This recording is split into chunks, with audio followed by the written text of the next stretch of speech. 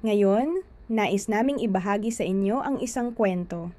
Sa ikalawang gabi pa lang mula nang umalis ang asawa ko papunta sa kaniyang trabaho sa ibang lugar, biglang naging parang hindi ko sariling tahanan ang dati kong pamilyar na bahay.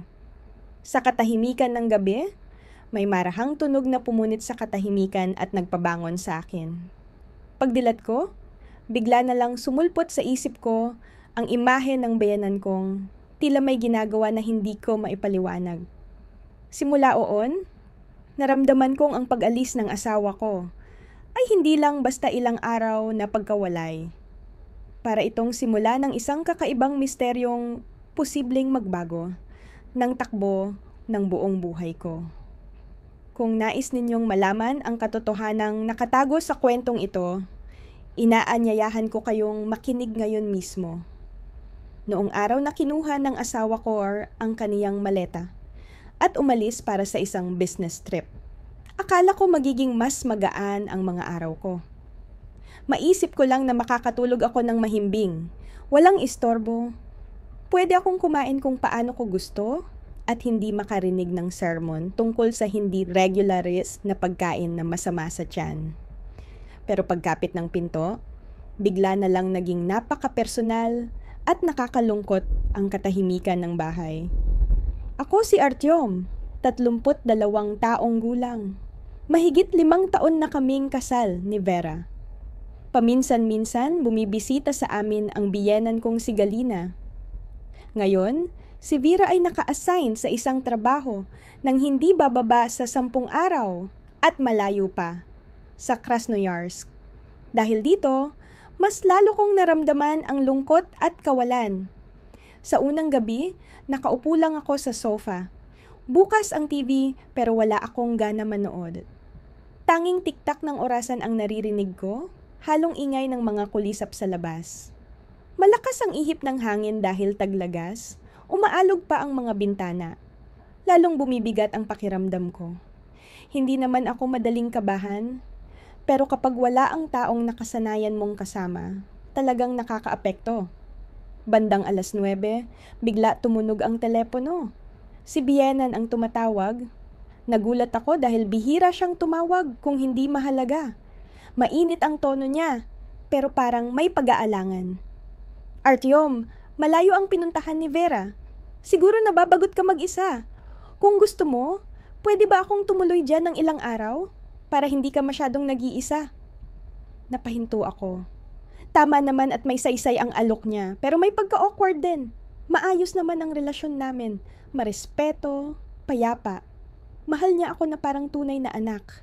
Pero ang ideya na kaming dalawa lang, na magkaibang kasarian ang titira at matutulog sa iisang bahay. Medyo nakakalito. Napalunok ako. Ah, oo. Kung gusto niyo po, welcome po kayo. Ayos lang ako. Mahina siyang tumawa. Mabuti, papunta na ako. Wala namang dapat ikahiya, magkakamag-anak tayo. Makalipas ang wala pang 15 minuto, may kumatok na. Binuksan ko at nakita ko si Galina. Nakaayos na pajama at may dalang maliit na bag. Mukha pa rin siyang bata kahit lampas 50 na. Mapula-pula ang pisngi, nakapusod ang buhok at maaliwalas ang mukha. Pagpasok niya, mabait ang tingin niya, pero may kung anong hindi ko mabasa. Inisip ko na siguro nag-aalala lang siya dahil mag-isa ako. Kaya ko naisip na kaya niya ginawa ito. Naupo kami sa sala, nagtsa at matagal na nag-usap. Ikinalungkot niyang ikwento kung gaano kahirap palakihin si Vera noong bata pa dahil maaga namatay ang ama nito. Habang nakikinig ako, naramdaman kong naaawa ako sa kanya. Habang tumatagal, humihina ang boses niya. Paminsan-minsan humihinto pa, tila pinipigilan ang emosyon. Doon ko napagtanto, baka siya rin pala ay nalulumbay kapag wala ang anak niyang si Vera. Kaya siguro mas pinili niyang tumuloy dito para mapunuan ang katahimikan. Pagsapit ng 11:00, malumanay niyang sabi, "Hala, gabi na. Maghanda na tayo para matulog. Isa lang naman ang malaking kama dito. Siguro pwede tayo mong magkasama. Wala namang masama." Kinabahan ako. Bumilis ang tibok ng puso ko. Natural lang ang tono niya pero sa sitwasyon, hindi ko maiwasang makaramdam ng hiya at pagkailang.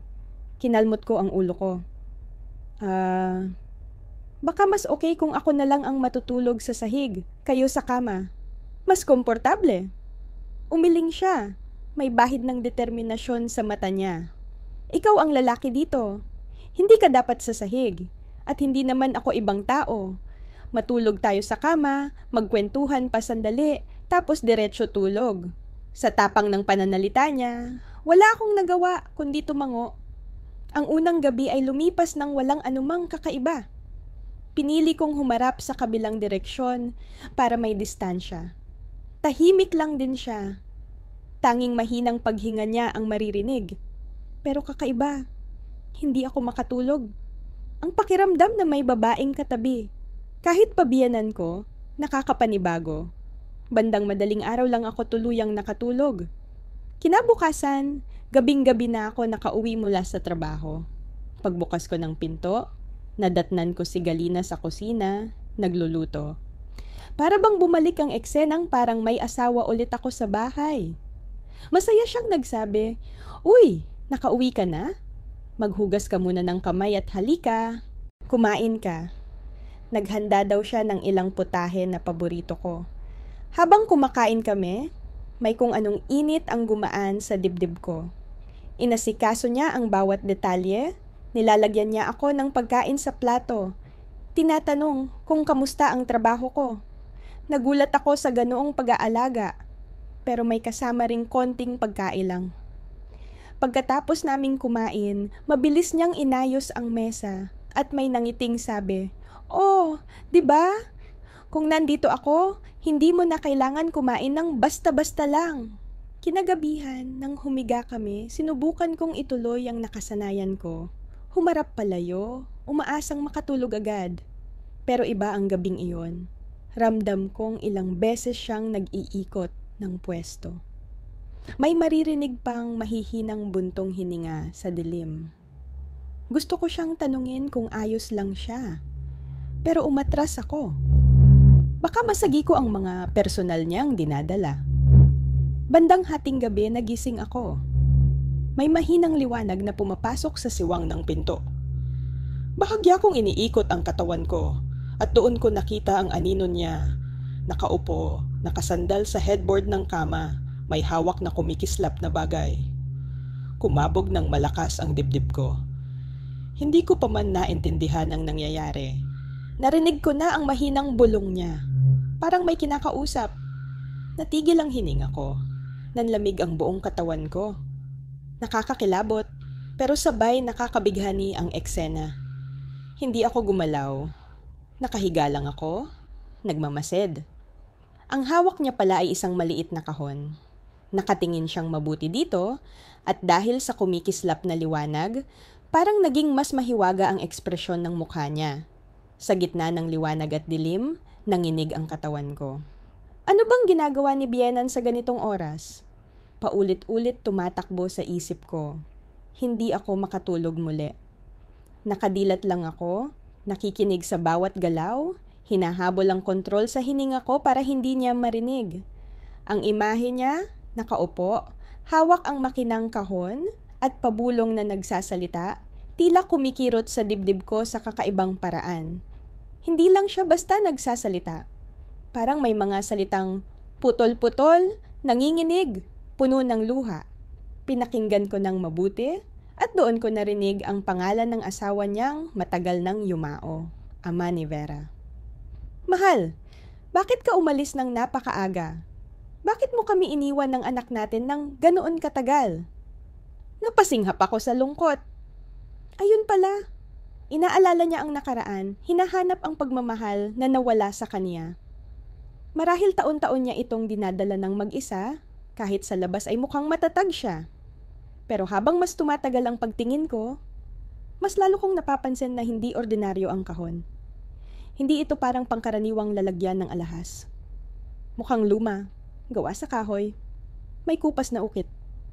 At ang liwanag pala ay mula sa lumang gintong singsing. Nahawak-hawak niya.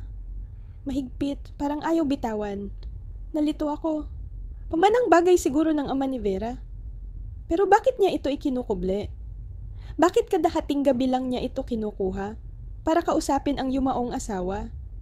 Hindi ko napigilang gumalaw ng bahagya. At sa napakahinang tunog na yon, bigla siyang napatigil at mabilis na lumingon. Nagtagpo ang mga mata namin sa kadiliman. Mabilis kong ipinikit ang mga mata ko at nagkunwaring tulog kahit ramdam kong mabilis ang paghinga ko. Halos tumalo ng puso ko. Baka mapansin niya. Ilang segundo lang, narinig ko ang mabigat niyang buntong hininga. Dahan-dahan niyang isinara ang kahon at ibinalik ang singsing sa bag sa tabi ng kama. Humiga siya. Binalot ulit ng katahimikan ang buong silid. Tanging tiktak ng orasan at ang mabibilis kong paghinga ang naiwan. Pag umaga, nagkunwari akong wala akong nalaman. Maaga na siyang gising. Naghahanda ng agahan. Ngumiti siya sa akin na parang walang nangyari kagabi. Pero hindi ko talaga matanggal ang eksena sa isip ko. Habang kumakain kami, tinanong niya ako, "Maganda ba ang tulog mo kagabi?" Bahagya akong tumango. Oo naman." Tinitigan niya ako sandali, parang may gustong basahin sa mukha ko. Tapos ngumiti siya ng manipis at umiwas ng tingin. At dahil sa ngiting iyon, buong araw akong balisa. Paulit-ulit ko siyang naiisip, ang biyenan kong yakap-yakap ang kahon at pabulong na umiiyak sa dilim. Tanong ko sa sarili ko, sobra ba ang kapit niya sa nakaraan? O may tinatago siyang mas malalim pa na walang nakakaalam? Matagal akong nag-isip. Sa huli, napagdesisyonan kong ngayong gabi ko na aalamin ang totoo. Sa ikalawang gabi, nang humiga kami, nagkunwari akong tulog na tulog.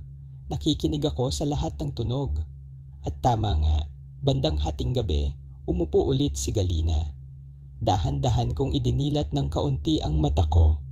Ngayon, hindi na siya nagbukas ng ilaw. Inilabas lang niya ang kahon mula sa bag, binuksan at inilapat sa dibdib niya. Ang bulong niya ngayon ay ibang-iba sa kalmadong kilos niya tuwing araw. "Mahal, ilang araw nang wala si Vera. Mag-isa sa bahay ang manugang natin. Mabait siya, mahinahon. Kung nabubuhay ka pa, tiyak mamahalin mo rin siya na parang anak." Nanigas ako. Para akong tinamaan. Akala ko, nag-aalala lang siya sa anak niya. Hindi ko inakalang nakikita pala niya sa akin ang anino ng asawa niyang matagal nang sumakabilang buhay. Ito sabsabay na humipo sa puso ko at nagdulot sa akin ng kaba na hindi ko maipaliwanag. Bigla siyang yumuko at dahan-dahang idiniin ang kanyang mga labi sa gintong singsing na hawak niya. Mahaba, nanginginig na halik, at tuloy-tuloy ang pag-agos ng luha sa kanyang mga pisngi. Napigil ko ang hininga ko. Hindi ko na alam kung paano pipigilin ang mabilis na pagtibok ng puso ko. Hindi ko alam kung ano ang dapat kong gawin sa sandaling iyon. Ang tunog ng tahimik niyang pag-iyak sa gitna ng dilim ng gabi ay lalo lamang nagpapakaba sa akin. Gusto ko siyang yakapin at pakalmahin. Pero sa ganitong sitwasyon, hindi ako makapagsalita. Nakatihaya lang ako, hindi gumagalaw, kunwaring mahimbing na natutulog, pero mabigat ang dibdib. Nang ibalik niya ang singsing sa loob ng kahon at humiga, malinaw kong narinig ang malalim niyang buntong hininga. Sa sandaling iyon, mas lalo akong nakumbinse na may lihim siyang itinatago sa puso niya. Isang sikreto na hindi man lang alam ng sarili niyang anak. Kinaumagahan, paggising ko, nakita ko siyang naglalaba at nagsasampay sa bakuran. Tinamaan ng malambot na sikat ng araw ang mukha niya. Karaniwang mukha ng isang ina na may mabuting puso. Pero alam kong sa likod ng katahimikan na iyon, may isang kaluluwang pagod, mag-isa, at matagal nang nangungulila sa yumaong asawa. Habang kumakain kami ng almusal, matagal akong nag-alinlangan. Sa huli, nag-ipon ako ng tapang at mahina kong tinanong, kagabi napansin kong parang hindi ka mapakali. May gumugulo ba sa'yo?" Bahagya siyang natigilan. Tumigil ang mga kamay niyang may hawak na chopstick. Ilang segundo siyang hindi kumilos. Pagkatapos ay ngumiti siya ng banayad. Pag tumatanda, anak, talagang hirap na makatulog. Wala yon. Pero ang tingin niya ay umiwas at ramdam kong may tinatago siya. Ang sagot niyang iyon ang lalo pang nagtanim ng malaking tanong sa utak ko. Hindi na ako mapalagay. Nagpasya ako. Kapag inulit niya ulit mamayang gabi, hahanapan ko ng paraan para makita kung ano talaga ang nasa kahon na iyon. Tila pangkaraniwang kwento lang ng isang balong babae na nangungulila sa asawa. Pero may kutob ako na may mas kakaibang nakatago sa likod ng lahat ng iyon at hindi ko nahahayaang manatili iyon sa dilim. Buong araw akong nasa trabaho pero lutang ang isip ko. Hindi ako makapag-focus. 2 gabi na iyon at wala akong mapanatag na sagot. Malinaw na may lihim si Galina, isang lihim na umiikot sa lumang kahon na kahoy na yon. Hindi lang basta pangungulila, pakiramdam ko may mas mabigat pa.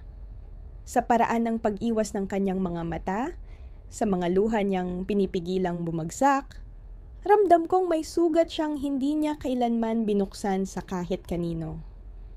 Pag-uwi ko, nadatnan ko siyang nakaupo sa bakuran, maingat na inaayos at pinuputulan ang mga paso ng orkidyang alaga ng asawa ko. Tinamaan ng papalubog na araw ang mukha niya at dahan-dahang lumitaw ang mga pinong linya sa paligid ng mata niya. Ngunit sa loob ng kanyang mga mata, may nakatagong tibay. Sandaling iyon, nakita ko sa kanya ang isang babaeng dumanas ng unos.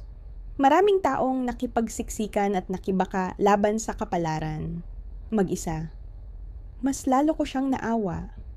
Pero mas lalo rin akong naging mausisa.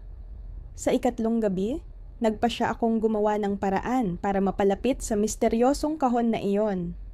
Nagkunwari akong pagod at maagang nahiga, pero ang totoo, alerto ako. Iniintindi ang bawat kaluskos, bawat paggalaw. Sigurado akong may mangyayari ulit. At tama ako. Bandang hating gabi, nakarinig ako ng mahina. Halos di marinig na tunog. Dahan-dahan kong iminulat ang mga mata ko. Nakita kong muli siyang umupo. Maingat na inilabas mula sa bag ang kahon. Nanginginig ang mga kamay niya habang hinahaplos ang kahon na parang napakahalagang bagay. Pero hindi tulad ng nakaraang 2 gabi. Ngayon hindi lang singsing ang kinuha niya. Buong kahon ang binuksan niya. At doon ko nakita, hindi lang gintong singsing, kundi isang kupas at luma ng sobre. Nanlaki ang mga mata ko.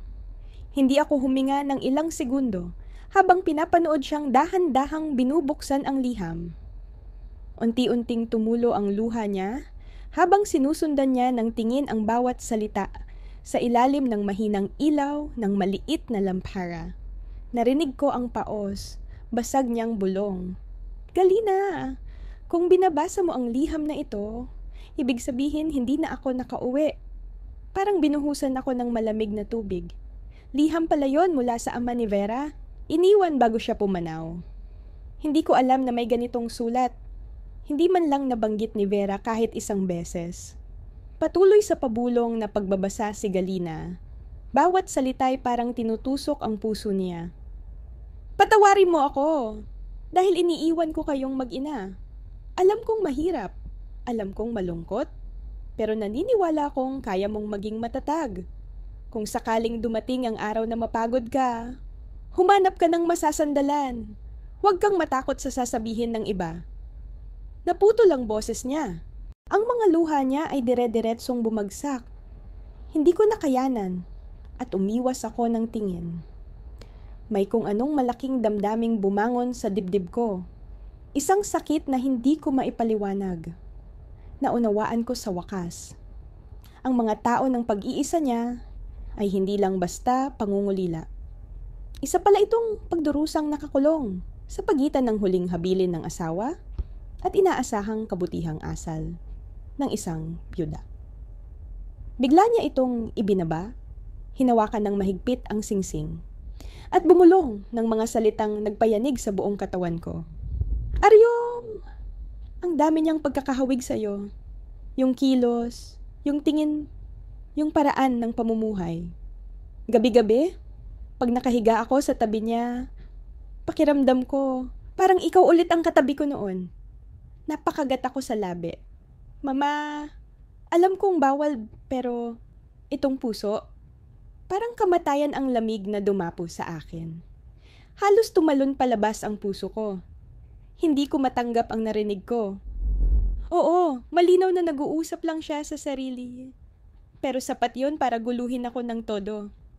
Tinitingnan niya ako bilang anino ng yumaong asawa niya. Hindi ako kumilos. Hindi ako huminga. Nanatili akong nakatihaya, hindi gumagalaw, at hinayaan ang puso kong mabiyak sa awa at gulo. Naawa ako sa kanya, sa kanyang pag-iisa, sa sugat na dala niya ng dekada. Pero natakot din ako. Natakot ako sa unti-unting pag-usbong ng damdaming hindi tama, damdaming ayaw niyang aminin, pero hindi niya rin kontrolado. Makalipas ang ilang minuto, pinunasan niya ang luha niya, inayos ang liham at singsing, ibinalik sa kahon, at maingat na isinilid muli sa bag. Humiga siya. Nakatalikod sa akin. Pero sigurado ako, hindi pa rin siya makatulog. Kinabukasan, maaga akong nagising. Magulo ang isip ko habang nag-aalmusal. Tulad ng dati, nakangiti pa rin si Galina ng mabait. Nagtatanong kung ano ang gusto kong kainin at inaabot sa akin ang pagkain na para bang walang nangyari kagabi. Pero hindi ko maalis sa isip ang mga salitang ibinulong niya noong gabi. Buong araw akong naglakad na parang nawawala. Paulit-ulit kong tinatanong ang sarili ko kung dapat ko bang sabihin kay Vijera ang lahat o kausapin ko ng direkta ang biyanan ko at ipaliwanag sa kanya na mali ang nararamdaman niya. Pero sa tuwing iisipin kong magsalita, umatras ako. Takot akong masaktan siya. Takot na masira ang kasunduang tahimik naming nabuo. Pero kung mananahimik ako, parang hindi ko kaya ang bigat ng tensyon. Pagsapit ng gabi, nagkunwari akong abala sa pagbabasa ng libro para magmukhang puyat at hintayin siyang makatulog. Pero bandang hating gabi, narinig ko ang isang mahinang buntong hininga. Paglingon ko, nakita kong nakahiga siya sa tagiliran, nakadilat ang mga mata, nakatitig sa kisame na parang hindi makatulog. Bigla siyang lumingon sa akin. Mahina ang boses niya. Aryom! Istorbo ba ako sa'yo? Nabigla ako, pero pinilit kong panatilihing kalmado ang boses ko. Ay, hindi mama. Bakit mo naman nasabi yan? Wala ka namang ginagawang masama. Tumingin siya sa akin.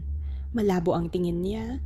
May halong panghihina na hindi ko pa nakikita sa kanya noon. Sa edad kong ito, dapat nasanay na ako sa pag-iisa. Pero nitong mga araw na magkasama tayo, parang gumaan ang loob ko. Sobrang hawig mo sa kanya. Minsan naiisip ko, baka nandito pa rin siya. Nanigas ako. Kumirot ang puso ko. Hindi ko alam ang isasagot. Lumubog ang buong kwarto sa katahimikan. Ang maririnig mo lang ay ang malamig na ihip ng hangin sa labas ng bintana. Pumikit ako, kunwaring antok na antok, pero sa loob ko, gulong-gulo ako. Alam kong mula sa sandaling iyon, magiging mas komplikado na ang lahat. Gabing iyon, matapos kong marinig ang mga salitang halos bumasag sa akin, hindi ako nakatulog. Paulit-ulit na umuugong sa isip ko. Sobrang hawig mo sa kanya. Minsan parang nandito pa rin siya. Parang kutsilyong paulit-ulit na humihiwa sa dibdib ko. Naawa ako sa matagal niyang pag-iisa. Pero ramdam ko rin ang nakakakabalisang pangamba. Kinabukasan, habang umiinom ako ng kape sa terasa, lumabas si Galina na tila sariwa pa ang mukha. Parang walang nangyari ulit. Tinatanong niya ako tungkol sa trabaho, tungkol sa kalusugan ko. At paulit-ulit niya akong pinaalalahan ng kumain ng maayos. Habang nakikita ko ang kabaitan at pagiging maasikaso niya, mas lalo akong naguguluhan. Sa araw isa siyang huwarang ina, mahinhin, matatag, disiplinado. Pero pagdating ng gabi, ibang tao siya. Mapuno ng damdaming matagal ng gustong sumabog at mga emosyon na hindi niya masabi ng harapan. Buong maghapon, hindi ako makapag-focus sa trabaho. Dapat ko bang sabihin ng diretsahan na nababahala na ako? Pero tuwing maiisip ko ang bangkay ng pagod sa kaniyang mukha, tuwing naaalala niya ang yumaong asawa, hindi ako makapagpasya. Alam ko naman, wala siyang masamang intensyon. Lahat ng damdamin niya ay galing sa kawalan, sa gutay-gutay na nakaraan na hindi niya natapos. Pero habang tumatagal, lalo akong nadadagdag sa isang panganib na hindi ko alam kung paano iiwasan. Sa ika-4 na gabi, nagpasya akong harapin ito ng diretsahan. Nakahiga kami pareho at tila tahimik ang kwarto. Huminga ako ng malalim. "Mama, may gusto sana akong itanong." Bahagya siyang napatigil, tapos dahan-dahang humarap sa akin. May halong gulat ang mga mata niya. "Oh, sige anak, ano yon?" Kinabahan ako pero tinuloy ko. Nitong mga nakaraang araw napapansin kong parang hindi ka mapakali. Minsan naririnig kong may sinasabi ka sa sarili mo. Hindi ako nakikialam kasi baka masaktan ka. Pero nag-aalala ako sa kalusugan mo. Kung may problema, sabihin mo. Baka may maitulong ako. Napatigil si Galina ng ilang segundo. Kumurap-kurap ang tingin niya. Pagkatapos ay malalim siyang huminga at umiwas ng tingin. "Alam mo na pala." Nanahimik ako, bahagyang tumango. Pumikit siya. Nanginginig ang boses niya. May ilang gamit akong iningatan bilang alaala niya. Kapag sobra ko siyang namimiss, kinukuha ko at tinitingnan. Siguro sa'yo parang kakaiba yon. Pero iyon lang ang paraan para maramdaman kong kasama ko pa rin siya. Tumango ako ng marahan, pinipilit maging mahinahon. "Naiintindihan ko, Mama. Lahat tayo may lungkot na hindi mapunan. Pero kapag masyado mong itinatago sa puso ang ilang bagay, baka lalo ka lang masaktan." Matagal siyang nanahimik. Sa mahina at madilim na ilaw, nakita ko ang pagkinang ng luha sa kaniyang mata. Bigla niyang hinawakan ang kamay ko. Nanginginig ang boses.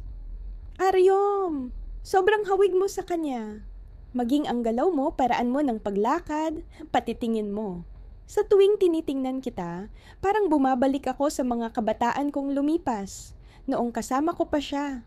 Hindi mo alam kung paano kumain ng kaluluwa ang ilang dekadang pag-iisa." Mainit ang kamay niya, pero ang higpit ng pagkakahawak niya ay nagdala sa akin sa matinding pagkailang. Pawis-pawis ako sa tensyon. Maingat kong inalis ang kamay ko mula sa kanya. Nanginginig ang boses ko nang sabihin ko, "Mama, nirerespeto kita. Pero asawa ako ni Vijera. Hindi maaari." Galina kinagat ang labi niya. Sa mga mata niya, kumislap ang isang malalim na sakit. Tumalikod siya, tapos mahina niyang sinabi, "Patawarin mo ako, alam ko na hindi ko dapat sinabi ang mga salitang iyon. Pakiusap, magpanggap ka na parang wala kang narinig. Sige ba?" Parang biglang bumigat ang hangin sa kwarto. Hindi ko na kinayang magsalita pa. Tumalikod ako, sinubukang ipikit ang mga mata. Pero buong gabi hindi ako nakatulog. Kinaumagahan, kumilos siya na parang normal lang, nagluto, naglinis, na para bang walang nangyari kagabi. Pero ako mismo, hindi ko magawang maging kalmado. Sa loob ko, unti-unting lumalaki ang kaba. Kung magpapatuloy ito, darating ang araw na masisira ang lahat at higit sa lahat, ang pinakamadaling masaktan ay ang asawa kong si Vera. Unti-unti nang lumilinaw sa isip ko na kailangan ko nang makahanap ng paraan para tapusin ang mga ganitong hindi normal na gabi. Tulungan siyang makalaya sa mga kirot ng nakaraan habang pinapanatili ang kapayapaan ng aming pamilya. Pero paano ko gagawin iyon? Kung sa tuwing titingin ako sa malungkot niyang mga mata, mas nararamdaman ko ang awa kaysa galit. Nang gabing iyon, habang kukunin ko na sana ang telepono para tawagan si Vera at tanungin kung kamusta ang biyahe niya, lumabas si Galina mula sa kusina at mahina niyang sinabi, "Huwag mo munang sabihin kahit ano kay Vera. Busy siya. Ayokong mag-alala siya." Ang tingin niya ay sabay pakiusap at utos. Parang napigil ang paghinga ko. Hindi ko alam kung ano ang dapat kong sagutin. Sa ika-4 na gabing iyon, nagkunwari akong tulog pero gising ako at nakabantay. Bandang hating gabi, may narinig akong mahinang tunog. Dahan-dahan kong idinilat ang mata ko at nakita ko si Galina. Nakatayo sa may bintana. May hawak na kahon. Binuksan niya ang takip. Kinuha ang isang sulat. Sa pagkakataong iyon, hindi na lang siya pabulong na nakikipag-usap sa yumaong asawa niya. Binabanggit na rin niya ang pangalan ko habang humihikbe. Artyom, kung buhay pa siya, sigurado akong gugustuhin niyang ikaw ang mag-alaga sa amin kapalit niya. Hindi ba? Tumama sa akin ang mga salitang iyon na parang kulog. Bigla akong natauhan, mabilis ang tibok ng dibdib. Hindi ko na kinayang tiisin. Dahan-dahan akong umangat. Tapos mahinang tumawag. Mama. Napatigil siya. Napalingon. Sa namumula niyang mga mata, naghalo ang gulat at hiya. Halos nahulog ang kahon mula sa kamay niya. Pero mabilis niya itong niyakap sa dibdib. Nagkatinginan kami. Sa dilim ng kwarto, pareho kaming napatigil. Sa sandaling iyon, sigurado akong lumampas na kami sa hangganan. Nang tawagin ko siya, parang tumigil ang buong kwarto. Nakatayo lang si Galina, hindi gumagalaw. Malaki ang mga mata, nanginginig ang mga kamay habang nakayakap sa kahon. Ang mukha niya, nag-init sandali, tapos biglang namutla. Parang isang taong nahuli sa sikreto niyang matagal niyang tinago. Tinitigan ko siya at sa dibdib ko, nagbanggaan ng awa, takot at pagkalito. Mama, pasensya na kung natakot kita, pero hindi ko na ito kayang itago. Mahinahon kong sinabi, nanginginig ang boses. Kinagat niya ang labi niya at tumulo ang mga luha ng sunod-sunod. Nauupos ang boses niya. Narinig mo! Lahat! Tumango ako. Agad na bumagsak ang tingin niya. Nanginig ang buong katawan niya. Tumalikod siya, nakaharap sa bintana, ayaw makipagtitigan sa akin. Sa labas, humuhuni ang hangin sa terasa at lalo nitong pinabigat ang katahimikan. Artyom, alam ko na mali ako. Hindi ko dapat hinayaan na makita mo ang ganito, ha? Pero naiintindihan mo ba kung ilang taon akong nabuhay sa pag-iisa? Humahati ang boses niya. Bawat salita parang tumatama sa dibdib ko. Lumapit ako ng kaunti, pilit na kalmado. Mama, alam kong mag-isa ka. Naiintindihan kong sobra mong namimiss ang ama ni Vera. Pero yung sinabi mo kanina, nakakaalangan para sa akin. Asawa ako ni Vera. Hindi ko kayang palitan ng kahit sino. Pagkarinig niya noon, napaiyak siya ng malakas. Tumulo ang mga luha sa mukha niyang puno ng mga guhit ng panahon. Halos hindi siya makahinga. Alam ko naman, asawa ka ni Vera. Pero sobrang kamukha mo siya, Artyom. Sa bawat kilos mo, sa paglakad mo, pati sa tingin mo. Sa tuwing nakikita kita, parang bumabalik ako sa panahon namin. Hindi ko ginusto, hindi ko pinili. Pero pumupuslit ang mga damdaming hindi ko kayang pigilan. Parang natulala ako sa revelasyong iyon. Hindi ko kailanman inisip na hahantong sa ganito ang sitwasyon. Isang biyenan na matagal nang naging sandalan ng anak niya, ngayon ay naguguluhan sa halo ng lumang pag-ibig at kasalukuyang realidad. Huminga ako ng malalim. Marahang ipinatong ang kamay ko sa balikat niya at mahina kong sinabi, Mama, nirerespeto kita. Pero dapat mong maunawaan, kapag nalaman ito, masasaktan hindi lang ikaw, kundi pati ako. Pati si Vera. Lahat tayo masasaktan. Ayokong masaktan ang asawa ko. Nanginginig siya, tinaas ang namumula niyang mata para tingnan ako. Puno ang tingin niya ng pagmamakaawa at pangamba. Pwede mo bang ipangako sa akin? Huwag mong sasabihin kay Vera. Pakiusap. Huwag mo siyang hayaang malaman. Hindi niya ako mapapatawad. Hindi ako nakaimik. Sa loob ko parang may bagyong kumakalat. Kung itatago ko, araw-araw akong bubulong ng konsensya. Pero kung sasabihin ko naman, guguho ang tiwala ni Vera. Para akong nakakulong sa bilog na walang labasan. Sa huli, marahan akong tumango. Oo, nangako ako. Pero may kondisyon. Kailangang tumigil ka na. Simula ngayon, huwag mo nang uulitin ang mga ganitong bagay. Dapat mabuhay ka sa kasalukuyan. Huwag mong hayaang taliin ka ng nakaraan. Natahimik siya. Nanginginig ang mga kamay habang binubuksan ang kahon. Kinuha niya ang singsing, tinitigan ng matagal, tapos mahinang ibinalik. Tumulo ang mga luha sa pisngi niya. Marahan siyang tumango. Paos ang boses. Susubukan ko, ipinapangako ko. Pareho kaming nanahimik sa dilim ng kwarto. Ramdam ko ang tibok ng puso ko, humahalo sa mabibigat niyang paghinga. Kahit nasabi na ang lahat, hindi pa rin ako nakatulog. Sa tuwing ipipikit ko ang mata ko, lumilitaw ang lungkot sa mga mata niya. Kinaumagahan, ibang-iba ang hangin sa bahay. Maaga siyang nagising, naglinis, nagluto, pero napansin kong balot siya ng katahimikan. Wala na ang mga nangiti, wala na ang mga masiglang tanong.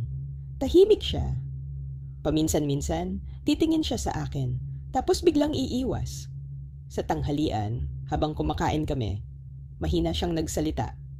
Artyom, iniisip ko, bukas na lang ako uuwi sa bahay ko. Ayokong ilagay ka pa sa alanganin. Napatingin ako sa kanya, medyo nagulat. Pero sa huli, napabuntong hininga ako ng maluwag. Siguro nga ito ang pinakamabuting desisyon para sa aming dalawa. Tumango ako. Oo, siguro mas mabuti iyon. Malapit nang umuwi si Vera. Pagbalik niya, maaayos namin ang lahat at magiging mas magaan para sa'yo. Ngumiti siya ng pilit. Ang nangiti niya maputla, parang hangin lang na dumaan. Sa mga mata niya, nakita ko ang pagod. Pero may bahagyang ginhawa rin. Nang gabing iyon, inihatid ko siya pauwi. Sa daan, tahimik lang siya. Mahigpit na hawak ang bag na may kahong kahoy sa loob. Hindi na ako nagtanong pa ng kahit ano. Pagsapit ng gabi, ako na lang ang naiwan sa bahay. Muli na namang bumalik ang maluwang na bahay sa tahimik nitong kawalan. Una, nakahiga lang ako sa kama. Ramdam ang blangkong espasyo sa loob ko. Akala ko kapag umalis siya, giginhawa ang dibdib ko. Pero hindi ko inasahan na ganito kabigat ang magiging pakiramdam. Sa isip ko, paulit-ulit pang umaalingaw-ngaw ang paputol-putol niyang tinig at ang pagsusumamo sa kanyang mga mata. Huwag mong hayaang malaman ni Vera. Alam kong hindi pa yon ang katapusan. Dahil ang damdamin ng tao hindi basta-basta nawawala sa isang gabi. At may kutob ako na pansamantala lang ang pag-alis niya, na may mangyayari pa, at ang gusot na ito, hindi madaling luluwagan. Noong gabing iyon, nang bahagya pa lang akong nakakaidlip, biglang nag-vibrate ang telepono ko. Mensahe iyon mula kay Vera. Mahal, sobrang nakakapagod ang mga huling araw sa trabaho. Miss na kita. Pati si Mama. Hindi ko alam kung kumusta siya. Kung okay ba ang lagay niya. Napatigil ako. Nanginig ang mga daliri ko. Sumikip ang dibdib. Ano ang dapat kong sagutin? Kapag ang totoo ay napakalayo sa iniisip ng asawa ko. Matapos ang gabing iyon na puno ng tensyon, bumalik si Galina sa bahay niya at ako naman ay muling nabuhay sa katahimikan ng pagiging mag-isa. Pero sa halip na gumaan ang loob ko, parang may lumalaking bigat sa dibdib ko. Isang hindi maipaliwanag na pangamba. Dahil ang pangakong namamagitan sa amin ay parang hindi nakikitang pasanin. Alam kong pilit niyang pinapanatili ang distansya. Pero ang damdamin ng tao, hindi pinapatay ng isang salitang tama na. Ilang araw ang lumipas, tumawag si Vera. Ramdam ko ang pagod sa kanyang boses, pero may init pa rin. Mahal, miss na miss ko na ang bahay. Nakakapagod ang trabaho, pero matatapos na rin. Siguro makakauwi ako pagkalipas ng 1 linggo. Kumusta kayo riyan ni Mama?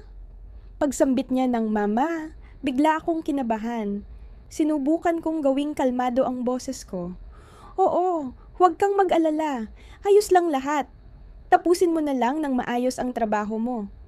Pero matapos ko ibaba ang telepono, matagal akong nakatulala. Ano ang mangyayari kapag nalaman ni Vera ang totoo? ang totoo sa puso ko at sa puso ni Galina. May matitira pa ba sa tahimik naming pamilya? 3 araw ang lumipas. Hindi ko nakita si Galina. Akala ko unti-unti nang humuhupa ang lahat. Pero nang gabing iyon, habang nagliligpit ako, matapos maghapunan, biglang may kumatok sa pinto. Pagtayo ko at pagbukas, napatigil ako. Si Galina. Nakasimpleng kulay abong damit. Hawak ang pamilyar na bag. Maputla ang mukha at namumula ang mga mata. Para bang kakaiyak lang. Nanginig ang boses ko. Ma, bakit ka naparito ng ganitong oras? Ngumiti siya pilit. Gusto lang kitang dalawin. Masikip sa dibdib kapag mag-isa lang sa bahay. Pinapasok ko siya. Sa hapunan, halos wala kaming imik. Tanging kaluskos ng mga kubyertos sa plato ang maririnig. Napansin kong halos wala siyang kinakain. Paminsan-minsan humihinga ng malalim. Nang matapos kami magligpit, marahan niyang sinabi, "Artyom, patawarin mo ako dahil nadamay ka sa sitwasyon." Pero habang mas sinusubukan kong kalimutan, lalo ko lang naaalala. Ayoko na ring lokohin ang sarili ko. Parang may kumalabog sa dibdib ko. Ma, huwag kang magsalita ng ganyan. Pinangako kong mananatili itong lihim. Pero kung ipagpapatuloy mo ito, hindi ko nakakayanin. Bigla siyang napaiyak. Ang paghikbi niya sa katahimikan ng bahay, nagpapayanig sa loob ko. Hinawakan niya ang kamay ko, nanginginig ang tinig. Alam mo, ilang dekada akong nabuhay na parang anino. Gabi-gabing mag-isa, tanging lumang kahon lang ang kasama ko. Pero simula nang makasama kita, naramdaman kong tumitibok pa pala ang puso ko. Alam kong mali, pero hindi ko na kayang itago. Nanigas ako. Hinila ko ang kamay ko at umatras ng isang hakbang. Mapakiusap, tama na. Kapag nalaman ito ni Vera, masisira ang pamilya namin. Hindi ko na kayang tingnan sa mata ang asawa ko. Nabigat ang hangin. Para kaming dalawang tao sa gitna ng napigtas na tali, hindi alam kung saan babagsak. Ang tanging naririnig ay ang ihip ng hangin sa terasa. Doon biglang tumunog ang telepono ko. Si Vera. Kinabahan ako. Nanginig ang kamay ko habang tinitingnan ang screen. Kapag sinagot ko, makakaya ko bang itago ang panginginig ng boses? Lumabas ako sa terasa bago sumagot. Masaya ang tinig ni Vera. Mahal! Nakakuha ako ng day off. Bukas makakauwi ako ng mas maaga. Napatigil ako. Parang nalaglag ako sa bangin. Bukas, uuwi na si Vera. Ibig sabihin, isang gabi na lang ang natitira. Isang gabing maaaring magpabago ng lahat. Kapag hindi nalutas, maaaring mabunyag ang lahat ng lihim. Pagbalik ko sa loob, naroon pa rin si Galina. Nakaupo, nakatungo, nanginginig ang balikat. Huminga ako ng malalim at sinubukang gawing matatag ang tono. Bukas darating si Vera. Pakiusap, kumilos ka na parang walang nangyari. Bumalik ka sa papel na iginagalang ka namin bilang ina. Huwag nating hayaang masira ang lahat dahil sa isang kahinaan. Tinaas niya ang ulo. Namumula ang mga mata niya, puno ng pangungulila ang tingin. Wala siyang sinabi, tumango lang. Pero halatang iyon ay pansamantala lang. Isang tango ng taong sumusuko sa sandali, hindi sa buong katotohanan. Kinagabihan, nang humiga kami, tumalikod ako sa kanya.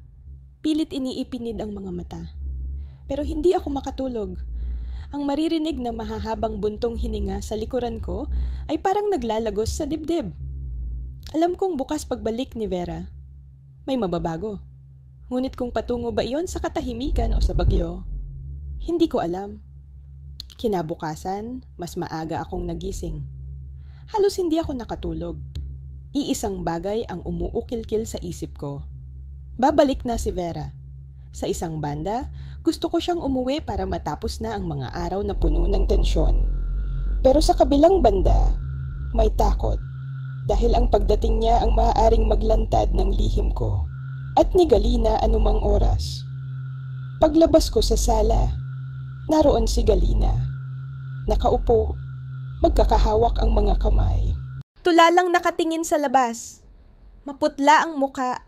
Mukhang hindi rin siya nakatulog. Pagtayo niya, pilit siyang ngumiti. Babalik na si Vera ngayon, di ba? Masaya siya, siguradong makita kayo. May inihanda ka ba? Tumango ako. Oo, lilinisin ko ang bahay at magluluto ng mga paborito niya. Tumahimik siya, binaba ang ulo. Bumalot sa kwarto ang mabigat na katahimikan. Buong umaga akong abala, nag-aayos, nagluluto. Pero magulo ang isip. Tumulong din si Galina. Pero rinig ko ang bawat pasimpleng tingin niya sa akin. May halong pagsisisi at panghihinayang ang mga mata niya. Nagpanggap akong walang napapansin, tahimik lang akong patuloy sa ginagawa. Pagsapit ng hapon, may humintong taxi sa harap ng bahay. Kumabog ang dibdib ko. Bumaba si Vera, may hawak na maleta. May pagod sa mukha, pero maliwanag ang ngiti. Pagkakita niya sa akin, agad niya akong niyakap. Mahal, miss na miss kita. Niyakap ko siya. May saya, pero may takot ding nakahalo sa dibdib ko. Sa gilid ng paningin ko, natanaw ko si Galina. Nakatingin mula sa pintuan, tahimik, hindi makapagsalita. Sa mga sulok ng mata ni Galina, kumikislap ang mga luha. Si Vera, pagkapasok pa lang sa bahay, masiglang nagkukwento tungkol sa kanyang biyahe. Pagkatapos ay lumingon siya at hinawakan ang kamay ni Mama. Mama, nitong mga huling araw, ikaw at si Artyom ang magkasama rito sa bahay. Siguro masaya naman, 'di ba? Sobrang naging busy ako kaya hindi ako madalas makatawag. Naisip ko baka nalulungkot ka. Bahagyang napatigil si Galina. Tapos ngumiting pilit. Oh, habang kasama ko si Artyom dito sa bahay, hindi ako masyadong nalungkot. Walang kamalay-malay si Vera. Masaya pa ring nagkukwento. Samantalang ako, pakiramdam ko ay may nagliliyab sa loob ko. Takot ako na kahit maliit na pagkakamali, may mapansin si Vera at mabunyag ang lahat. Nang gabing iyon, kumpleto kaming tatlo sa hapunan. Si Vera, habang kumakain, panay ang kwento. At minsan nilalagyan pa ng pagkain ang plato ko at ni Mama. Sa paningin, parang payapa ang lahat. Pero para sa akin at kay Galina, bawat segundo ay nakakapagod. Pinipilit kong magmukhang kalmado, pero paminsan-minsan nanginginig ang kamay ko kapag inaabot ang tasa. Pagkatapos ng hapunan, tumakbo si Vera sa kwarto para ayusin ang mga dala niyang gamit. Naiwan kaming dalawa ni Galina sa sala. Tumingin siya sa akin. Ang tingin niya ay puno ng pagsusumamo. Artyom! Naaalala mo ba ang ipinangako mo sa akin? Bahagya akong tumango. Bumaba ang tono ng boses ko. Oo, naalala ko. Pero pakiusap, panatilihin mo ang distansya. Nakauwi na si Vera. Dito na dapat magtapos ang lahat. Malungkot siyang ngumiti. Sa dilaw na ilaw ng lampshade, lalo pang lumalim ang mga kunot sa kanyang mukha. Susubukan ko, pero minsan hindi ko talaga kayang pigilan ang puso ko. Huwag kang magalit. Anak.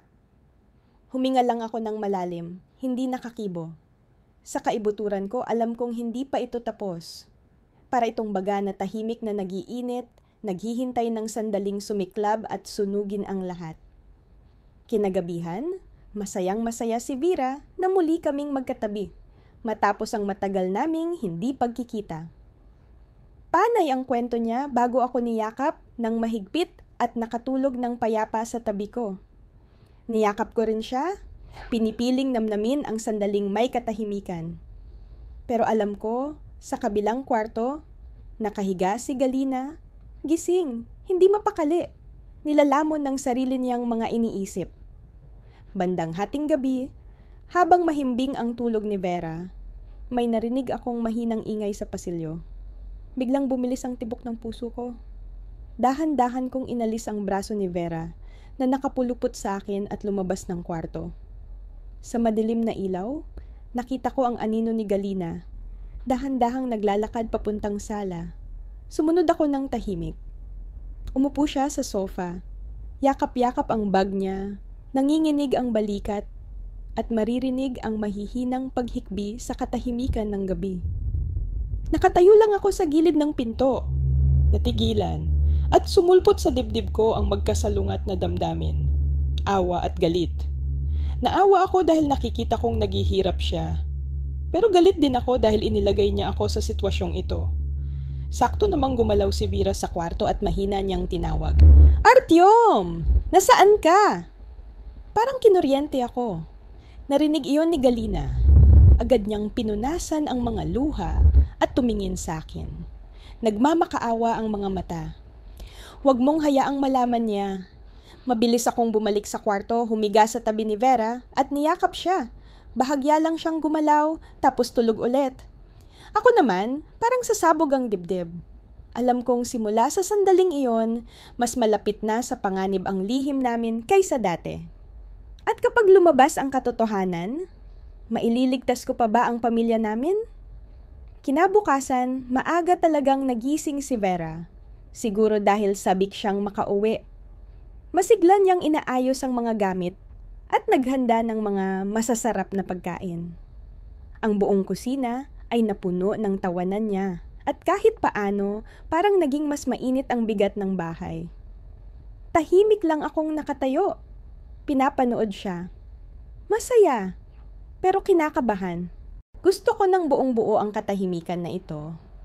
Pero natatakot akong sa isang iglap, maaaring maglaho lahat. Sa almusal, masaya niyang tinanong si Mama. Mama, kayo ba ni Artyom nitong mga araw pumupunta sa palengke? May mga nangyaring masaya? Kwentuhan mo naman ako. Naging matigas ang hawak ni Galina sa chopstick, bahagyang nanginginig. Kaya agad akong sumalo sa usapan. Oo. Minsan, nagpunta si Mama sa palengke para bumili ng gulay. Nakakita siya ng sariwang isda, kaya tinawag niya ako para tulungan siya sa pag-uwi. Wala namang espesyal. Masayang natawa si Vera. Ayos! At least kampante ako na inaalagaan mo si Mama. Parang nilamon ang puso ko ng mga salitang iyon. Napatingin ako kay Galina. Nahagip ko ang tingin niyang mabilis na umiwas, puno ng damdamin na hindi masabi. Nang araw na yon, nagpaiwan si Vera sa bahay para maglinis. At ako naman ay nagkunwaring may bibilhin sa labas. Ang totoo, kailangan ko lang huminga. Habang nagmamaneho, pinaghalo-halo ang mga iniisip ko. Sinasabi ko sa sarili ko na dapat maging matatag, hindi pwedeng pabayaan ang apoy na ito na patuloy na umuusok. Isang pagkakamali, maaaring masira ang lahat. Pagsapit ng gabi, masiglang nagyaya si Vera na manood kaming tatlo ng pelikulang pampamilya sa TV. Magkakatabi kaming naupo. Nakahilig si Vera sa balikat ko at si Galina naman ay nasa kabilang gilid. Kunwari mainit ang atmosphere, pero ako sobrang tense. Baka may mapansin si Vera kahit hindi sinasadya. Nang dumating sa eksena kung saan niloko ng asawa ang kanyang kabiyak at nahuli ito, napatawa si Vera at tumingin sa akin. Mahal, ang lalaking nanlilinlang. Para na rin niyang hinukay ang sariling hukay ng kanyang kaligayahan. Napatigil ako, napangiti ng mahina, pero malamig ang kamay ko. Sa gilid ng mata ko, nakita kong mahigpit ang pagkakahawak ni Galina sa laylayan ng kanyang damit at tila nanigas ang mukha niya. Kinagabihan. Habang mahimbing na natutulog si Vera, muli kong narinig ang mahinang kaluskos sa sala. At muling nagwala ang tibok ng puso ko. Alam ko na si Galina yon. Nag-alinlangan ako sandali, tapos nagpa siya akong lumabas. Nakaupo siya sa sofa at nasa harap niya ang pamilyar na kahong kahoy. Nang makita niya ako, bahagya siyang napatigil, saka mahinang napabuntong hininga. Bakit ka lumabas? Pinababa ko ang boses ko, puno ng paninindigan. Mama, sinabi ko na, kailangan na itong matapos. Kapag ipinagpatuloy mo pa, hindi ko alam kung gaano ko pa matatago mula kay Vera. Nanginig siya at napuno ng luha ang kanyang mga mata. Alam ko, pero sa tuwing hinahawakan ko ang singsing na ito, parang muli ko siyang nakikita. Kailangan ko lang ng kaunting ganitong pakiramdam. Naiintindihan mo ba? Pinigil ko ang sarili ko. Bagamat naninikip ang dibdib ko. Naiintindihan ko ang pag-iisa mo, pero inilalagay mo ako sa mahirap na sitwasyon. Kapag nalaman ito ni Vera, pareho tayong mawawalan ng tiwala niya. Inyuko niya ang ulo. Bumuhos ang luha. Sa sandaling iyon, biglang bumukas ang pinto ng silid tulugan. Lumitaw si Vera, medyo antok pa ang mga mata, pero halatang nagulat. "Mahal, Mama, ano ang ginagawa ninyo?" Pareho kaming natigilan ni Galina. Bukas ang kahong kahoy sa mesa. Kumislap ang liwanag mula sa gintong singsing para bang inilalantad ang lahat. Agad akong lumapit, nahihiyang tinangkang takpan iyon. Hindi makatulog si Mama, kaya lumabas siya para umupo. Nakita ko siya kaya sumama ako, baka malungkot siya. Kumunot ang noo ni Vera habang nakatingin sa amin. Halata ang kanyang hinala. "Ganitong oras? Bakit kailangan na yung mag-usap? At ano yang kahon?" Nanuyo ang lalamunan ko. Bago pa ako makasagot, nagsalita si Galina, nanginginig ang tinig. "Relikya lang ito ng ama mo. Minsan kinukuha ko at tinitingnan. Huwag kang mag-isip ng kung ano-ano." Lumapit si Vera, kinuha ang kahon. Matagal niyang tinitigan ang singsing at ang sulat sa loob, saka tumingin kay Mama. Bahagyang nabasa ang kanyang mga mata. "Bakit hindi mo ito sinabi sa akin noon?" Inyuko ni Galina ang muka. Tumutulo pa rin ang luha. Nakahinga ako ng kaunti. Dahil ang hinala ni Vera ay pansamantalang lumihis. Pero sa loob-loob ko, alam kong may nabuhay na delikadong duda. Matalino si Vera. Kapag mas pinagmasdan niya kami, mapapansin niya ang mga kakaiba sa pagitan namin ni Mama. Pagbalik ni Vera sa kwarto, tumingin sa akin si Galina. Naghihiyaw sa pag-aalala ang kanyang mga mata. "Kita mo? Balang araw malalaman niya ang lahat at hindi ko alam kung ano ang mangyayari." Pinisil ko ang pangako. Matigas ang boses ko. "Kaya kailangan mo nang tumigil. Ang nangyari ngayong gabi, babala yon. Kapag nagpatuloy ka pa, wala na tayong pagbabalikan." Natigilan siya. Sa kadahan-dahang tumango, pero nanatili ang pighati sa kanyang mga mata. Alam kong pansamantala lang ang pagsang-ayon niyang iyon at ramdam kong hindi magtatagal ang tahimik na mga araw. Gabing iyon, bumalik ako sa kwarto at humiga sa tabi ni Vera. Hinakap niya ako, pero mas mabilis ang kanyang paghinga kaysa dati. Malinaw kong naramdaman. Nagsimula na siyang maghinala. At mula ngayon, may unos ng paparating. Pagkaraan ng gabing iyon, matapos masilayan ni Vera ang kahon, nag-iba ang hangin sa bahay. Hindi man siya nagsalita pa. Ramdam kong hindi na gaya ng dati ang tingin niya. Sa tuwing lalabas ako sa sala, lihim niya akong sinusulyapan. Para bang tinutuntun ang isang nawawalang piraso. Pinipilit kong kumilos ng normal, pero sa loob ko, may bigat na halos hindi ako makahinga. Kinabukasan, nakaupo si Vera sa mesa. Tahimik muna ng matagal, tapos biglang nagsalita. "Artyom, napansin kong pumapayat ka nitong mga araw. Pagod ka ba sa trabaho? O may iba pa?" Napakurap ako, pero nangumiti agad ng pilit. "Wala, konting puyat lang nitong mga araw. Huwag kang mag-alala."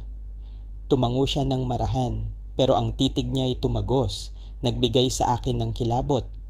Samantala, nanatiling tahimik si Galina. Halos hindi siya nagsalita buong araw, abala lang sa gawaing bahay. Pero tuwing magtatama ang mga mata namin, umiwas siyang parang nahihiya. Alam kong siya man ay kinakabahan. Nagsisimula ng mabasag ang pangako niya kagabi. Kinagabihan, sinabi ni Vera na gusto niyang ayusin ang kwarto ni Mama para mas makapagpahinga ito. Pagkarinig ko, parang may kumurot sa puso ko. Nasa bag pa rin ni Galina ang kahon. Kung maghalungkat si Vera, maaaring mabunyag ang lahat. Naghanap ako ng dahilan para pigilan siya. "Hayaan mo si Mama na siya ang mag-ayos. Pagod ka galing trabaho. Magpahinga ka na lang." Napakunot ang noo ni Vera, nakatitig ng diretsahan. "Bakit mo naman ako pipigilan? Nais ko lang maging maayos ang kwarto." Pinawisan ako. Mabuti na lang, lumabas si Galina. Ngumiti at nagsabi, "Sige na, ako na ang bahala. Ikaw, alagaan mo si Artyom." Tumango si Vera, pero nakita ko, mas lalong lumalim ang kanyang hinala. Gabing iyon mahimbing ang tulog ni Vera, pero ako naman ang hindi mapakali. Parang bangungot ang takot na mahuli kami. Bandang hating gabi, naramdaman ko siyang gumalaw. Dumilat siya, tinititigan ako ng may lungkot at tanong, "Artyom, habang wala ako, may nangyari ba sa pagitan ninyo ni Mama? May tinatago ba kayo sa akin?" Nanlamig ang katawan ko. Agad kong ginakap siya kunway antok pa. "Ano ba yung sinasabi mo? Imposible yan, na-miss lang kita." Mahina siyang tumawa, pero puno ng kakaibang himig. Pumikit siya, hindi na nagtanong. Iniwan akong nakahandusay sa paggalito. Kinabukasan, pumunta si Vera sa palengke. Pag-alis niya, binalingan ko si Galina. Tinig ko'y tensyonado. "Mama, sigurado akong nagsisimula ng maghinala si Vera. Kung hindi tayo tumigil ngayon, mawawasak ang lahat. Pakiusap, itagong mabuti ang kahon. Huwag mo na itong ipakita ulit." Tiningnan ako ni Galina. Maitim ang bilog sa ilalim ng kanyang mga mata dahil sa puyat. Mahinahon siyang huminga. "Hindi mo naiintindihan. Yan lang ang natitirang koneksyon ko sa nakaraan. Kung mawawala ito, hindi ko kaya. Pero nangangako akong hindi ko na ito bubuksan sa harapan ng kahit sino." Napahawak ako sa ulo ko, hingal sa pag-aalala. Narinig ko na ang pangakong iyon dati at alam kong napakadaling mabasag.